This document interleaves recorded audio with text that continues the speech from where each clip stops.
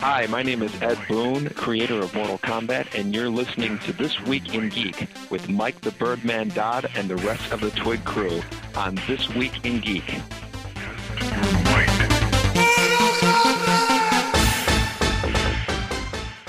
now it's time for another special feature. Hey guys, what's going on? You are listening to ThisWeekInGeek.net. I'm your host, Mike the Birdman Dodd, and well, it's a great time to be playing video games right now because, hey, what the hell else are you possibly going to be doing right now? And, well, that means there's a lot of games coming out across a variety of different platforms. And one of the game platforms I've been focusing on most recently is the Nintendo Switch, basically known as the Nintendo Darling. And a lot of video game companies are putting out some really interesting titles for it. So over the last couple of weeks, I've been sending out my tireless emails to various publishers to get review codes, not just to generate content for the show, but to try out new game genres I've never had a chance to try before. For example, I may be playing a game where I play as a Japanese virtual idol in a dancing rhythm game. That review's coming up soon. But one of the genres I've never had a chance to really kind of play with is the visual novel. And these have always interested me because I love a good story, and really, who doesn't? And it doesn't involve me grinding for stats for hours, though this particular one does have stats in it if you really want it to. You don't have to gamify it, as they might say. But I also like a good romance story because, hey, as I've said, sometimes in the show, if you go back farther enough in the TWIG archives, I've always wanted to write the great romance novel. I'm a big softie at heart, and this visual novel / romantic comedy came across the Nintendo eShop a few weeks ago, and it's called Arcade Spirits, and that is done by Fiction Factory Games and published by P-Cube.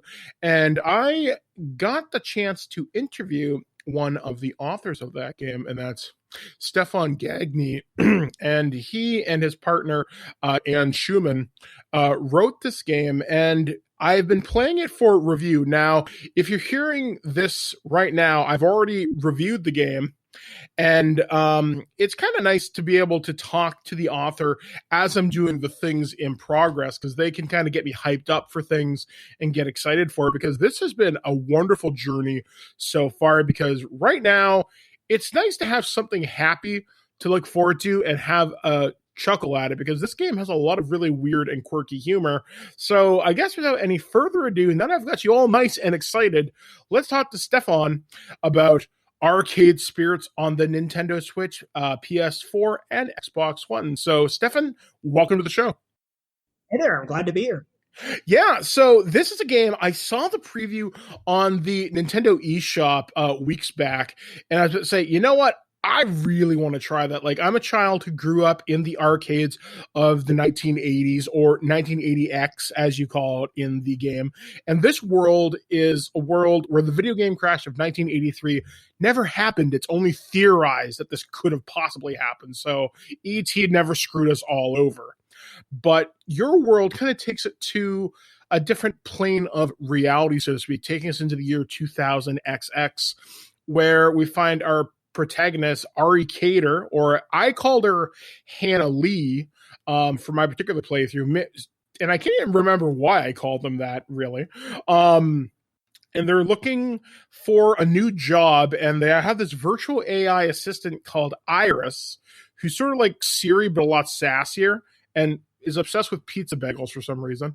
And you're looking for direction in life, but also love. So I guess I would love to know, what was the genesis of this idea? Because I know you've had this game around for a while, but it's just recently got the console port, and I want more people to kind of know about it. So I guess let's kind of dive into the history of Arcade Spirits.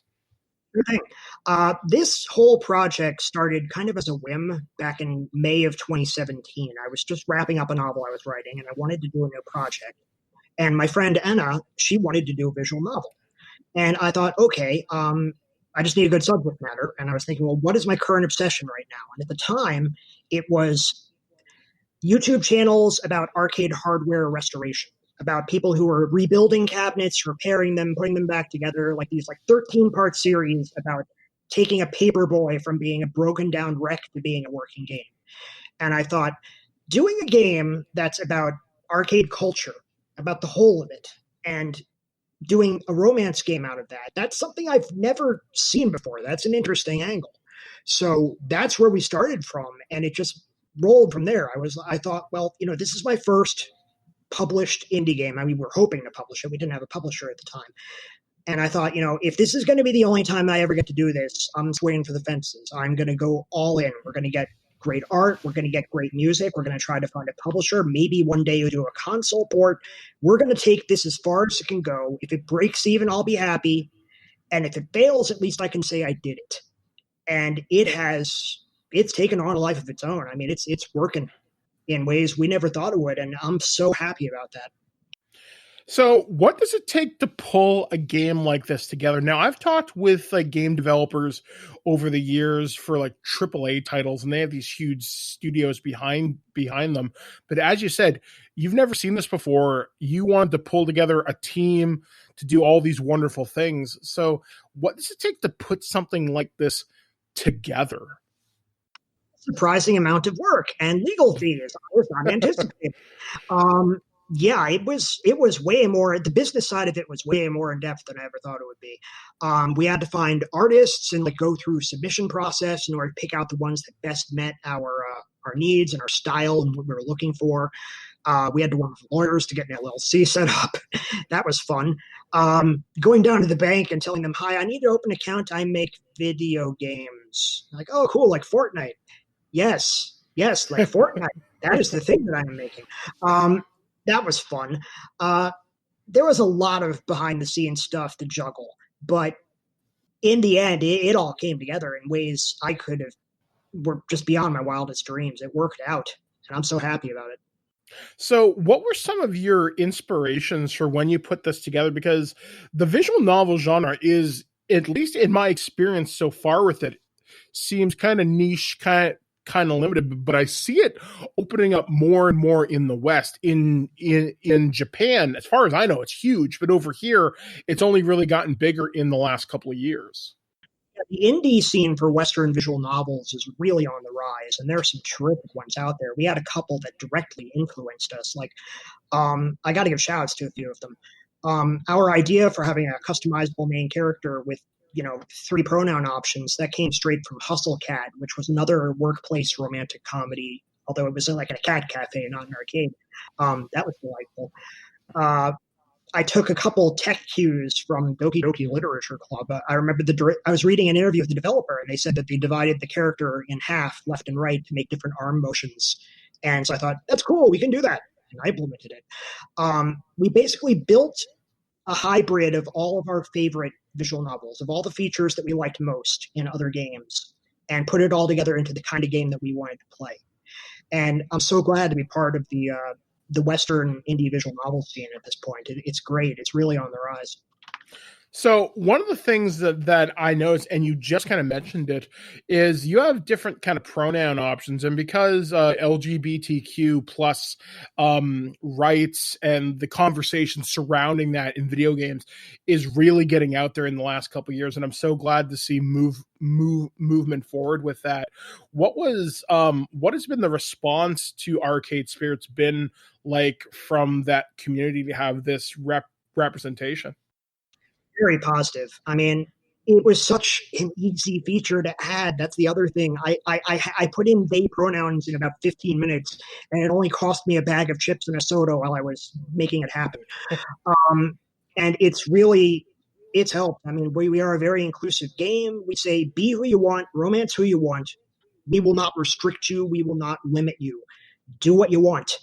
And it's been embraced as a result, and I'm very proud of that fact. We really wanted to go the distance to make sure that everybody who wanted to play this game felt like they had a voice in it.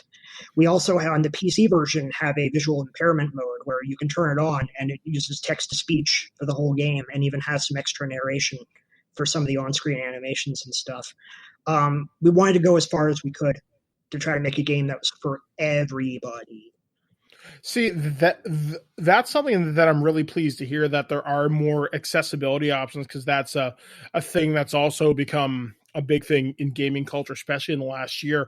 This is something you don't know, but a lot of the Twig listeners do. I now identify as physically handicapped due to an amputation a couple years ago, and as a result, I now have to sit about 10 feet back from my TV to play any of these games. So having larger text is certainly a welcome option.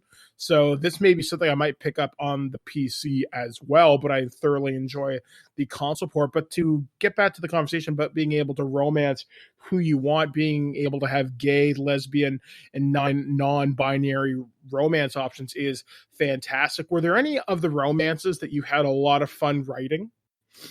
Absolutely. Basically, we divided the characters between ourselves, me and my partner, Anna Schumann. She wrote Queen Bee, Teo, and Ashley. I wrote Gavin, Naomi, and Percy. And I got to say, Percy is a ride.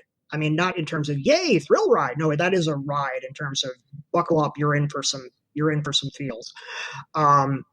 It's always interesting to me when people are sort of discovering Percy, because at first it's like, well, he's basically like furniture. He just sits there and he plays this game all day. Who cares?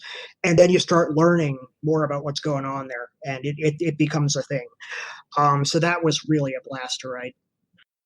One of the romances I'm looking forward to pursuing, as you just mentioned, you wrote this character, is Naomi. And when I first met her, she's in the back fixing the arcade machines, where she's talking about soldering stuff onto boards, fixing capacitors, working on a CRT monitor. And that kind of struck a chord with me, because I've owned several arcade machines over the course of my life. Most notably, Marvel vs. Capcom 2 cabinet, and a Pac-Man sit-down cocktail cabinet that had like a MAME emulator inside of it. And I also had an arcade machine fall on me. So when her and the protagonist were bringing the arcade machine out into the funplex, say, man, you do not want to have that thing land on you. So I have feels here. So tell me a little bit more about writing Naomi, because this is a romance I'm currently pursuing. What kind of surprises am I in for, or do you not want to spoil it for me? I can say I don't want to spoil any of the surprises, but I can certainly say where her character came from. I mentioned top of this that like the initial seed of the idea were all these arcade restoration YouTube channels that I was obsessed with. A lot of the terminology and dialogue that she throws at you are pulled from there. Like at one point, like just with no context, and I'm not expecting the player to get this, she complains about how hard it is to repair the flyback on a monitor. And I swear that's like half the videos I see are people like saying, man, this flyback is terrible. I don't know what to do to fix it. I don't even know what flyback technically is myself, but it sounds terrible. But yeah, a lot of her is looking at arcades from the technical perspective, from the classical perspective, like people who respect and want to restore retro games rather than just let them fall into the pages of history. So that's where a lot of her character came from. She was one of the first characters that we drafted for the game, in fact. So because you speak so highly of the arcade culture, and you said you kind of took a inspiration from all these kind of YouTube channels, what is your background when it comes to arcade stuff? Like, were you a kid of the arcades? Like, is this where you kind of grew up too? Absolutely. I'm physical disabled. I have a short stature. So playing arcade games when I was younger was actually really difficult, but I went out of my way to do it as much as I could, stand on a stool, whatever I could swing. My dad would work the pedals when I played Road Blasters. Whenever I came across an arcade, when we were on a trip or something, I was there. I was into it. And later on in life, I actually own 2 arcade machines, one of which I put together myself. It's a main cabinet. It's been scaled down to my size, but it's using really authentic arcade parts. Interestingly, there's actually a documentary in the game, like accessible from the main menu, which describes how you can build your own emulation-based cabinet. And the other machine I've got, I literally have a skee ball machine in my home. it's a smaller one. It's like one of the 6-foot tables. It's not one of the 15-foot monstrosities, but it is an authentic like 1980s, 70s. It looks like 70s design. It's all yellow and orange. Authentic skee ball brand machine. And that is if you hear skee ball sound effects in the game, that was literally sampled from my machine. That's kind of neat. Just the fact that you go that little extra mile to put that little bit of authenticity into the game. So I guess, what were some of your favorite games growing up? Because you mentioned Road Blasters, also one of my favorites, and finding the sit-down cab for that one was an absolute joy, I might add. Oh, yeah. What were some of your, let's say, top 3 games that you played back in the day? Easy. Qbert. It was just so colorful and weird, and I had such trouble wrapping my head around the idea that this is like, okay, this is a 3D space, and you jump diagonally. It's like that was never done in arcades before. And like I attribute a lot of my spatial reasoning to just trying to puzzle out Qbert when I was in the single digits. Dig Dug is a classic. I was actually fairly good at it. Like I knew a couple little tricks which would let me play for longer than a typical, kid playing 1/4 into an arcade machine dies within 2 minutes. And even though I was terrible at it, Dragon's Lair, absolutely, because the tech and the cartoon and the whole package of it was just mystical. It was like forbidden science that this even existed. Yeah, a friend of mine actually restored a Dragon's Lair 2 arcade cabinet, and just to see the guts of this thing and to know how it ran, you're right, it is indeed dark sorcery, to say the very least, when it comes to it. But I guess swinging things back to arcade spirits. So during the course of development for this game, what were some of the unique challenges you guys ran across? Because it sounds like you and On had a fairly small team to kind of work on this, but you eventually branched out to bring in artists and voiceover people. What was it like not having any real experience kind of working on stuff to bring together this whole team to put together this fairly wide scale project? Because it all depends on the writing of things for you to present this interesting story and have it engage the player, but you also have to have interesting gameplay too. Yeah, pulling all of those components together was really the hardest overall part. I'd had some experience contracting artists to do book covers because I wrote a bunch of novels before I wrote this game. So I leaned hard on that experience in terms of like, okay, this is what I need to tell them in terms of what I want. This is the amount of freedom I'm going to give me something a little unexpected. We like to do collaboration when it comes to our contract work because no artist wants to be told you need to draw it exactly this way with exactly these elements. Often we'll say, okay, Naomi's wearing an apron. She's wearing glasses. We'd like a general green color scheme and this logo on the shirt. But beyond that, show us what you got. And we get a lot of surprises in terms of like concept art and new ideas and things we didn't expect. And it can sometimes like even change the direction of the writing.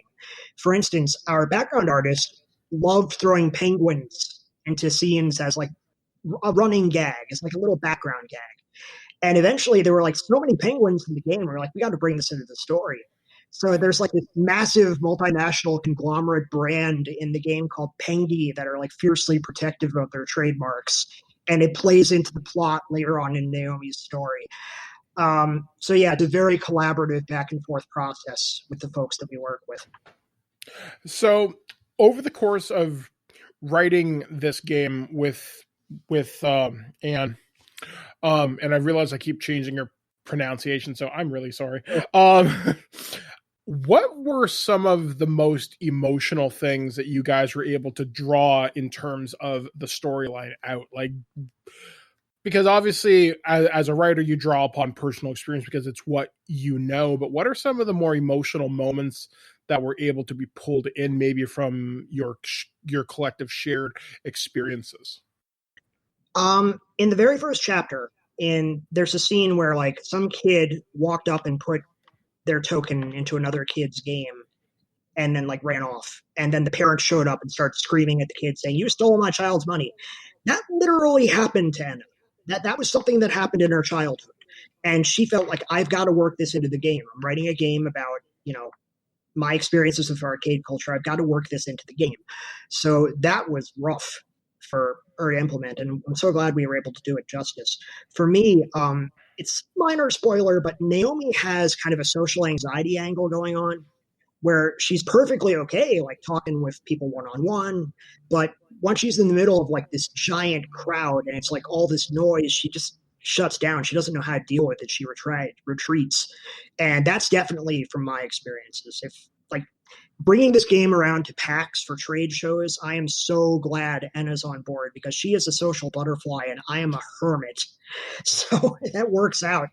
But I brought that in for Naomi's character and like wrote that into her plot line, trying to like work through that.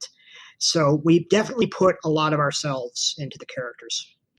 What are some of the experiences and stories that others from your community have shared with you so far through their various playthroughs of the game? We had somebody streaming the game who actually worked in an arcade, like at the time they were playing the game. And they were commenting like how, wow, this is pretty accurate. This is basically the things I'm dealing with in life. We had another streamer who identified very much with Queen Bee to the point where she was like, do you have hidden cameras in my apartment or something? Because this is literally...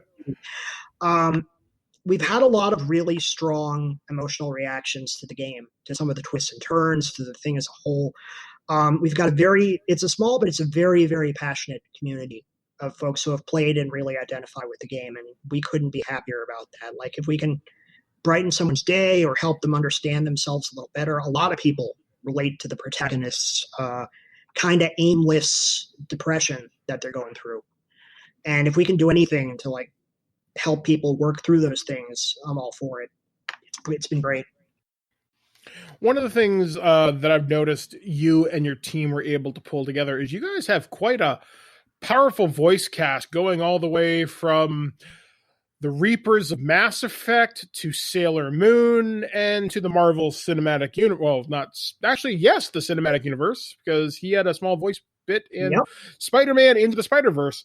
So you've got quite the voice cast with it. What was it like to get all these people working together for you? I mean, one of the people who I think she's the voice of Naomi, I think she voiced Rebecca Chambers in the Resident Evil games, if I'm not mistaken. It was a thing. Voice acting was one of those features that we were always like, man, we'd like to do this, but it's really expensive. And when the publisher came on board, we were like, maybe we can do this. Maybe we can find the funds and do this. We worked with an extremely talented voice director and voice actor, Jacob Burgess. I can't take any credit for the voices in the game. He is the one who pulled it all together. He relied on contacts. He brought in big names. He did an exceptional job directing them, so they hit every emotional pitch we were looking for. It was a heck of a process, a lot of blood, sweat, and tears, but it worked beyond anything I was expecting. We were going to launch the game without voice, and then when things started getting bigger and Jacob came along, he just unlocked doors for us. It was great. But so, yeah, that's one of the things I really enjoyed about your game is the fact that there is voice acting for a majority of the scenes. And when it does, it hits home. Like Naomi's voice actress, as if you can't tell, I'm a little bit in love there because like I know your voice. I've heard it somewhere before. And I looked into, I think her name is Stephanie, and I don't want to mispronounce her last name. She also plays Sailor Moon. Yeah, so I was like, I know you, and I just thought that was particularly neat. And then just kind of reading some of the other characters who've done stuff in like anime and video games and just all these different places and all these different experiences. And like the person who voices Gavin, I can't remember his name off the top of my head right now. When I started Ogie, I think it is. Thanks, yeah. Yeah, I looked into him, and then when I saw he voiced Miles Morales from Spider-Man, I was like, that's really, really, really cool. Not the Into the Spider-Verse, but he played one of Miles' friends in the movie. So that's a nice nod that they gave him that. But I just thought that's neat just to pull together all these collective experiences and different voice actors to bring this project to life. And when you do that, and you can tell when a voice actor is just accepting a job, but when they're really enjoying it, it brings something kind of different to it as well. And that's something I think Arcade Spirits does. It really captures the fun of what this project is, because visual novels, again, in my limited experience, can be something really, really, really special. And as you've mentioned, through your community, through streamers, through trade shows, people are sharing stories with you that they've had. And I imagine with like some of these voice actors, we're all around the same age. They've probably had their own experiences in the arcades kind of growing up too. So I do think that's something kind of neat. What were some of the more unexpected things that happened during development of this game as you brought it from PC over to console? Was it like a straight up port, or were there any unique challenges that maybe arose along the way? Man, unexpected things. During development of the original, like I mentioned, the voice acting, that was unexpected. Like, we weren't expecting to do it, and then once we did it, it was amazing. What I found really interesting is watching the streams of people playing the game, because I'm squatting in most Arcade Spirit streams. I introduce myself. I say hi, I'm the co-author. Thank you so much for playing our game. But I'm also like taking notes. I'm like seeing, what are people picking? Why are they picking it? And how can we learn from that to develop better writing for future games? And it's been invaluable. And it's really like a lot of decisions that people make are a little surprising. I never expected that like the majority of players would pick that option. So it's really been an eye opener. And yeah, just having it on consoles at all that's been a heck of a surprise. We're thrilled that we can now reach a wider audience, reach folks who prefer to play on the machine of their choice, people to play on portables. I mean, Switch is amazing in that regard. It's really worked out well. Yeah, I mean, it's been one of those things that I've really, really enjoyed over the course of my playthroughs, being able to play this on the Switch. One of the things I also like about this game in particular is you have so many different options for choice, and it very much reminds me of Mass Effect in how you choose. And it's not just Paragon and Renegade. You have neutral choices, you have serious choices, you have funny choices or logical choices. So kind of drawing from Mass Effect Andromeda in that regard. Yes. I mean, I was playing Mass Effect Andromeda, I believe, around the time we were coming up with the idea. And I really liked how they did their conversation system, how it was more about picking your tone and your attitude than it was about picking a binary good or evil choice. And I wanted to do something similar. Yeah, and I really think that kind of gives your character a little bit more personality than red versus blue, and that's something that I thought was kind of neat as you're shaping your character's personality profile as the game develops. Now, there's also one option in the game where if you want to play the game without those, where it just gives you the options without telling you what they mean, you can do that too. Yeah, that was actually like a request by our beta testers when we were first developing this game. A lot of these little things we did were like people saying, hey, could we do this? In this case, it was somebody who said, I don't want to see the indicators. I want to just sort of see what happens as I go with the decisions that I make. And we were like, that's a service we can provide, and put it in the game. So you can play with or without the indicators on, just see how your personality develops. I will warn, like almost every time I've seen people turn off the indicators, straight to all the kindly answers. Like, I've seen the kindly version of the ending because the finale, a little bit of a spoiler, the finale changes a little bit depending on your personality. I've seen the kindly finale so many times. But hey, I mean, that's a good thing. That shows that the people who play the game are, they're compassionate and understanding. And that's a great trait to have. So when you play through this game, how many different variations of the ending are there? There are 4. Well, like I'll be honest, there are not multiple endings to the game. I know some visual novels do massive, massive amounts of branching. Now, we're telling one story, but it's a story told your way, tuned and twisted to match your personality and your decisions. So there are 4 different versions of the finale conflict that you have. And there's like 3 different variations within the gutsy version. for reasons I don't want to reveal.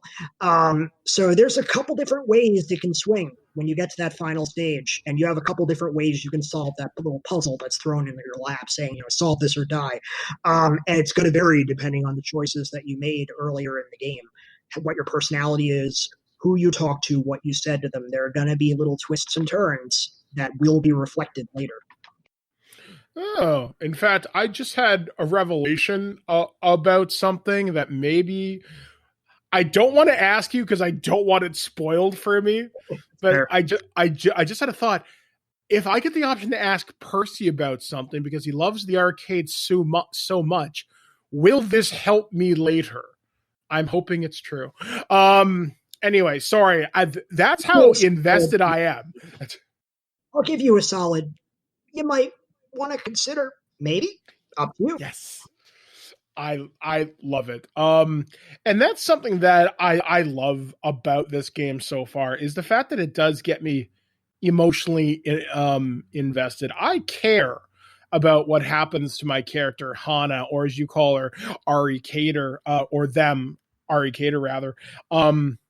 This is a game that I've noticed, if any time is a great time to get into visual novels, or especially a romantic comedy, now is the time. And you don't even have to pursue romances if you don't want. Oh yeah, I mean, there's a perfectly valid friendship only storyline if you don't want to follow a romance storyline. It's equal in weight and content to all the romance angles. I mean, I'm a demisexual myself, so I run hot and cold, and having the option to just say, can I just like bond with these people and have a good time? And the game's like, yeah, we can do that for you. It's nice.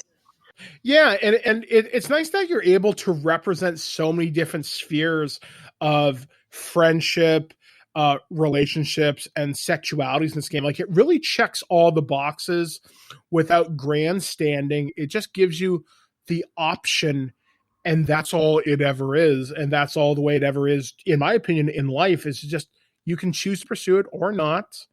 Everything is valid. And that's rather nice. And I think that's rather groundbreaking in how it presents its story. And I think that's something rather nice. We made a game for everyone. You can approach it how you want. It will meet you on your own terms, regardless of who you are. And it's not making a huge deal of it. It's just saying, we will adapt to meet your needs. Everything's cool. Now that you have this experience behind you and you have all this resume of skills and expertise built up, what would you want to accomplish in your next game? Oh man, if I could tell you some of the things we are cooking up. We are hoping to reveal in June what we're working on right now and have been working on for a year, actually. But we're trying to keep me focused on the console release, so we're not talking about it yet. But we've got stuff, and it's stuff that if you dig this stuff, absolutely dig that stuff. But yeah, like I mentioned, since I go to a lot of streams, I've been learning a lot about how people like to play these games, and that's going to get brought in. I got to say, I'm looking forward to it because my most experience with video game relationships and whatnot and friendships and bonding, it started with Mass Effect. It most recently got a big push with Persona 5 Royal, and now it's being expanded upon in Arcade Spirits. And I'm kind of starting to wonder. I mean, my favorite genre for the longest time was first-person shooters because I'm a dude bro in the most ridiculous sense of the word. Like, I love Halo and COD, but at the same time, Mass Effect is basically a cover-based dating simulator. And you know what? I want more of that. But I'm also just digging the social aspect because, like, I get a nice story. And that's something, I don't know. There's something about these games I really think I'm going to download more. So I guess people should obviously download Arcade Spirits. You mentioned Doki Doki Literature Club. What other titles are there should other people check out if they want to find out more visual novel type games? Well, I mentioned Hustle Cat earlier, which is this. It's a cute workplace romantic comedy, kind of the same vein of what we're swinging. Doki Doki is a little more challenging because it's like, here are all the visual novel tropes from Japan. Now let's completely subvert them. There's a lot of good ones. Honestly, I consider The Walking Dead to be a visual novel. I am going to stand by that opinion because it is all about relationships, decision making, and choice and consequence. There are so many games you wouldn't consider to be visual novels, but when you get right down to the heart, all a visual novel is a relatively consistent presentation method for a story. And video games have stories. It's common. You make decisions. You build relationships. It's just part and parcel of a lot of these narrative games. And we're just carrying on that tradition. Yeah, I definitely second your recommendation of The Walking Dead. I remember beating that game, the first Walking Dead first season, at 3:00 in the morning. And I guess the game's like 6 years old, so spoilers spoilers be damned. When you as Clementine have to decide to leave Lee to die or to put him out of his misery, I sat at that screen for 5 minutes and I remember crying, and I had not experienced a visceral response like that since maybe The Last of Us. I'm not going to believe it, but the decision I grappled the most with in a video game in recent years is, weirdly enough, your choice of faction in Fallout 4. That really had me thinking, because the bad guys in that game, the Institute, they're the only people who aren't just building makeshift houses out of rusty scrap. They're the only people who have a manufacturing base. They're the only people who have a shot at fixing the apocalypse. And since the game gives you the chance to introduce the concept of ethics to these idiots, I was like, this is the only sensible option, and I had to go with it, even though it's the evil one, because I can turn them around and I can actually do some good in the world. But I grappled with that for a very long time because the game forces you to make some pretty hefty trade-offs if you want to do that. And the best in-game narratives, whether they're in visual novels or shooters or RPGs, are ones which make you stop and think about your decisions and what they mean. Yeah, I mean, I couldn't agree more. And you're the first person I've ever talked to who's played Fallout 4 who sided with the Institute, you evil bastard. That's awesome, though. It was the logical choice. They're the only ones with shot at actually doing anything. You're not wrong. Like, the first time I sided with the Minutemen, because as much as people hate them, people are going to come at me hard in the comments for this. I love Preston Garvey because there's another settlement that needs our help, and I can't say no. But with the Institute, you're not wrong. They have a real chance to rebuild the wasteland, but it's going to require some sacrifice and some order to make it happen. It's unfortunate some of the robots go nuts, but that's in my personal headcanon, in the extended Mass Effect 4 cinematic universe that I've developed in my brain. I turn the Institute around, liberate the synths, and actually offer up the science and industry of the Institute to the rest of the Commonwealth. It's like they gave you full charge of the facility, so you use that, in my opinion. Video games, the stories in video games, they can grab you, and you can just latch onto them, and I love that. That is fantastic. Man, now I really want to go back and play Fallout 4, but my wife got so sick of listening to all the music in that game, which I honestly never did. But there were some real slappers in that, especially Radiation Blues, I think it was. There was a Fallout song I really liked, but anyway, we're getting sidetracked.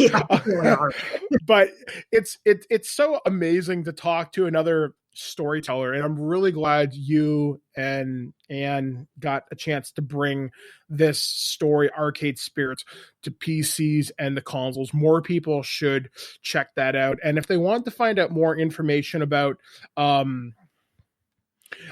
you and your company, where would they have to go?